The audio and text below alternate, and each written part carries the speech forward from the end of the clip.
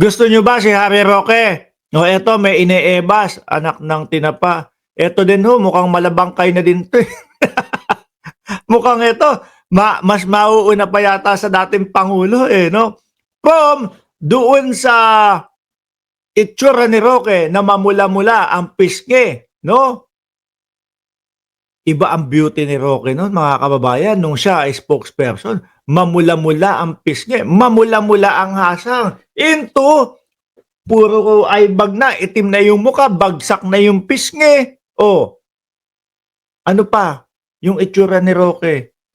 Merong parang kung anong nila tinapal do sa tuhod, nasobrahan siguro sa kaluluhod. Hindi. Paano ba naman, di ba? O paano naman magkakaroon ng dalawang bandage o lalagyan mo ng dalawang sugat o yung mo, tuhod mo? Eh di, baka kaluluhod ho, mga bossy. Di ba? Kada dasal. Kayo kung ano-ano na naman iniisip nyo ha, pagka si Roque ang topic natin. Ito ang ayaw ko dito sa mga viewers natin eh. Kung ano-ano yung tinatype po kapag si Attorney Harry Roque, yung kino-comment nila, mga bossing. Ewan ko ba't galit na galit kayo kay Harry Roque. Ibig kong sabihin, mga kababayan, baka sobra na ang dasal, sobra sa luhod si Harry Roque.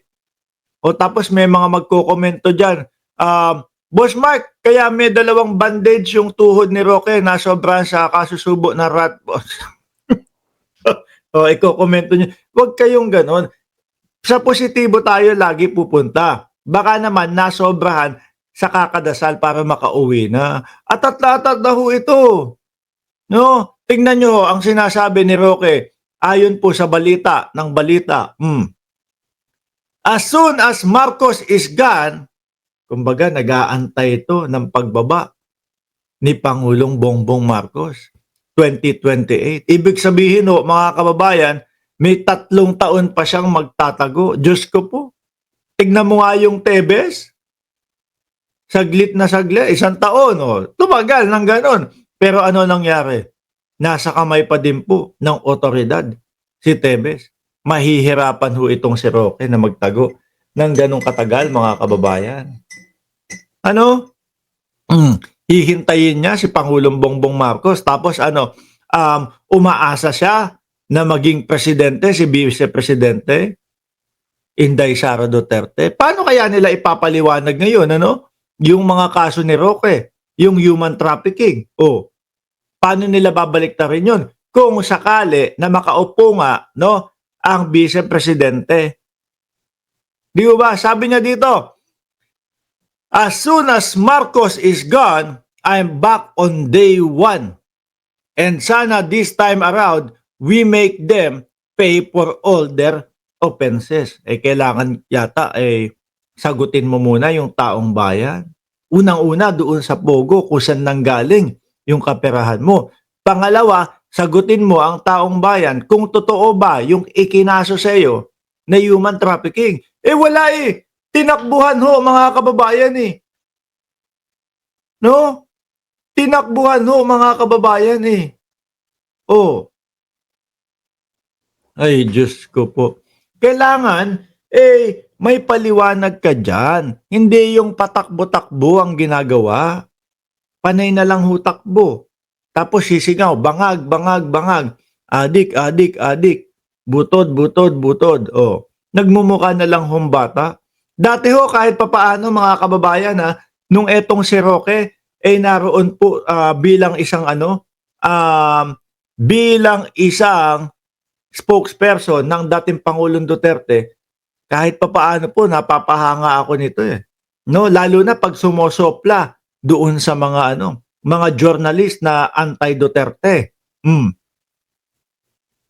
Di ba? Pero ngayon wala nang pambala wala nang panlaban mga kababayan. Wala akong narinig galing kay BBM against kay Roque. Walang paggante. Di ba? Sabi ni Mr. White, Mark, pagbalik dito ni Roque, swak na siya sa Oblo. Daming nakatopless doon. Isa pa nga yun sa iniisip ko, mga bossing. Isa yun sa iniisip ko kay Roque. Bakit ayaw umuwi? Total naman, mahilig magpa-topless, mahilig mag-dare sa kapwa natin Pilipino, sa kapwa natin lalaki. De-dare niya. Tingnan natin kung mapapatopless natin si Ronnie Liang. Doon po sa Oblo, mga kababayan, wala pong dare-dare doon. Subo. Ano agad? Hubad agad. Kasi mainit. Mainit ho, mga kababayan. Ano subo? Subo syempre kakain sila doon. Di ba, Roque? Sabi ni Mario, nakikinita ko na. Aba, taga saan kaya to si nakikinita ko na. Nakikinita ko na. Maluba na si Digong. Di nakakain yan para di matuloy yung confirmation charges hearing sa September. Di lalo lang ho siyang tumagal doon kapag kagano'n, pag ginawa niya yun. Tingnan nyo ho. Mga kababayan, eto po si Roque ha. Superhero ho ito. Superhero ho ito ng mga DDS, mga bossing. Paano ko nasabi? Nakita nyo naman kung paano nila anuhin to. Sambahin si Roque. No?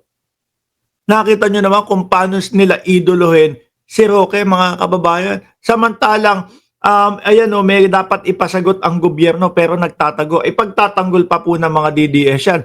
Hindi pugante si Roque. Ganyan pa po yun. Speaking of superhero, mga kababayan, ano ang sa tingin nyo, na magandang pangalan ni Attorney Harry Roque, mga bossing, kung siya ay maging superhero nga naman? Sabi ni Sir Tony Ninobla, mukhang delikado na si Digong at baka nakakahon siya pagbalik ng Pilipinas. Sige nga, sabi ni Mr. White, dar na daw si Roque. Hindi, may dar na po, tsaka balingkinitan po ang katawan nun. Sabi ni Mario Dapogi Valentina. Sabi ni Pepe Malonzo, Superman. Hindi naman. Wag nang, masyado ka namang yan No? Medyo idikit naman natin doon sa totoong Superman. Ito, itatype ko. Ayan. Ganito, para sa akin, mas okay na ganito yung kanyang pangalan kapag siya ay naging superhero. Ayan. Superman! Di ba? Para lang mga bossing, para lang pong inis lang. Nandiyan si pambansang nanay survivor, nagrereklamo. Hoy, bastos! Tanggalin muna natin si pambansang nanay, paki-block muna si pambansang nanay, nababastusan sa atin. Hindi kuwela ho kapag si Roque, mga bossing. Kasi naman, puro katarantaduhan din ang mga pinagsasasabi nitong si Roque. Hindi na lang po sagutin talaga yung mga katanungan sa kanya. Di ba? As soon as Marcos is gone, I'm back day one. And sana this time around, we make them pay for all their offenses. Ano naman ang ibabalik nyo? Ano ang dapat nilang pagbayaran? Samantalang, base naman sa investigasyon, di ba? Base naman sa investigasyon, eto pong si Roque, mga bossing, supakla. Ano supakla? Oy! Sabi ko sa inyo, kapag si Roque ang ating topic, kung ano-ano ang mga pinagsasasabi nyo, nasabihan tuloy natin supakla. Hindi, mga bossing. Base naman po sa investigasyon, mga kababayan, kumbaga na-link naman talaga tong si Roque doon po sa Pogo. Babalikan pa ba natin? Ipapaliwanag na naman ba natin? Simpleng-simple lang ho. Unang-una, mga bossing, yung mga dokumento nila ni A.R. de la Serna, saan natagpuan? Sa loob ng compound ng Pogo. At nung inusisa po yun, inalam lahat yun, mga bossing, kumbaga kumukonek naman. Tumatama naman. Hindi mo pwede ngayon sabihin na, ay naku, gawa-gawa lang po nila yan. Ipinasok nila yung mga dokumento namin doon sa loob ng Pogo. Hindi na pwedeng ganon. Kasi sinagot ho nila yan At sumasagot sila kung bakit si A.R. de la Serna ang napili ho, mga kababayan, na magtuturok po kay Roque kung sakali yun yung way kung paano gamutin yung diabetes ni Roque. Di ba? Pangalawa, mga bank accounts. Sinagot din ho nila yan, mga kababayan. At dyan nga po, muling dyan nga po, nag-umpisang umusbong ho yung usapin na etong si Roque at si De La Serna, may joint account. Di ba? May joint account. Oh. Di po ba mga bossing? Sabi ng mga kongresista, yung mga may joint accounts po, mga magnanay, magtatay, mag-ate, magkuya, magkapatid, siguro maglolo, maglola, magtsuhen, magtita, no? Mag-boyfriend, magjowa. Saan ho kaya doon sila Roque, mga bossing? Saan ho kaya sila Roque? Pangatlo! Sinagot din nila ni De La Serna yan. Di ba?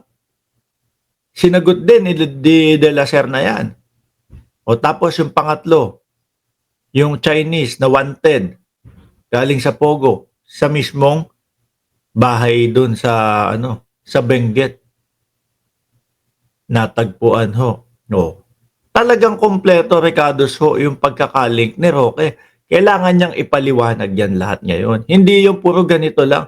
Nangangarap ho yata ng gising. Kahit na mapalitan na ang presidente, mga bossing, ipagpalagay na natin, pagbigyan na natin yung mga DDS, si Inday Sara Duterte ang umupo dyan. Hindi nila pwedeng sabihin agad-agad, wala nang kaso si Roque. Hindi ho.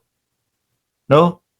Malabo ho, mga kababayan. Dahil hahagilapin ng mamamayang Pilipino yung sagot nila kung bakit biglang nawalan ng kaso si Roque, kung pumalit man o mapalitan man po ang presidente. Mahihirapan sila dyan, mga bossing. Papasok at papasok pa din po si Atty. Pogo o si Roque, si Sir Archie Beroya, sa Oblo, mga kababayan. At pihado po, naniniwala ako, ma-e-enjoy ni Harry Roque ang pagpasok sa Oblo.